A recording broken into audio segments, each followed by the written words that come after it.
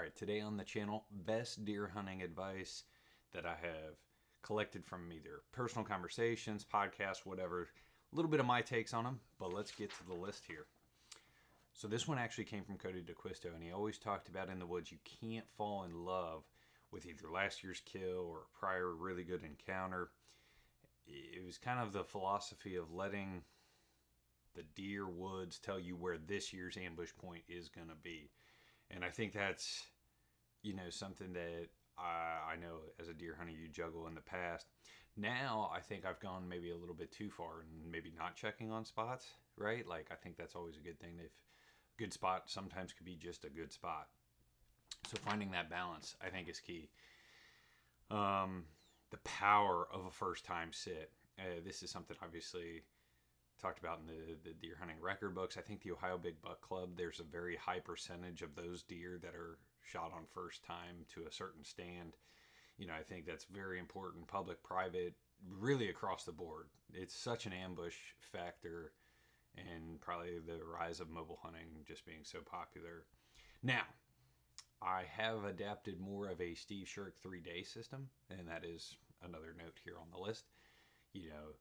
Give a spot some time. And sometimes in those big woods and those big habitats, that sitting a stand 3 or 4 days, and I have killed a few deer sitting a stand like 3 out of 5 days or 4 out of 6 or 8. There was that salt and pepper buck. I think I'd been in there 5 times in the matter of probably 7-8 days. But that 5th day, it was on fire. I had 3 bucks within bow range, a doe group that worked the top. And obviously one was a shooter, the other was a tweener for myself. And the trail cam showed that a big buck walked through there, I don't know, a couple days before. So it was just, even though I'd been in there a little bit in October, I think that plays a little more to the big woods. These deer are a little more nomadic. So I could see why that is a factor there. But yeah, give a spot 3 days. I like that thought. Scout more than you hunt. I think this is pretty obvious and standard protocol these days. Even off-season scouting combined, adding that to your total time of field compared to your total sit time. And now if you want to shoot does, I do think you got to sit a little bit. And come the rut, it's time to sit.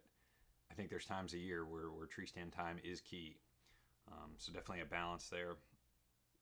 What do we got here? The rut tree nap. This is one I came up with. A lot of guys get tired, worn out during the rut. Dude, I come down like 1 o'clock, noon or something. Take me a nap at the base of the tree. You're running so hard, you're losing sleep. And in the rut, I'm a much bigger fan of giving up the evening hunt versus the morning and just going to bed early. Now, you got to be disciplined and actually go to bed. But I think morning hunts give you that like rush of sunrise and then the midday cruise.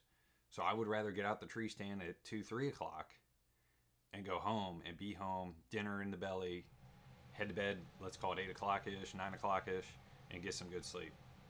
The other final one I got here is the trail cam rule. And every time you get a picture of a buck, especially once you get 2 occurrences, he's been around that camera 3 other times per the one pick. And let's just call that within a 50-yard radius.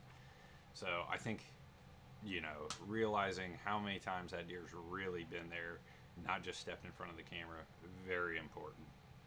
All right, guys, good luck in the deer woods. We got a cold front here. Also, Harder and Bucks hats are now on the website. Cool image, buck dragging. Definitely check that out. And I appreciate my Patreon, guys. Thank you.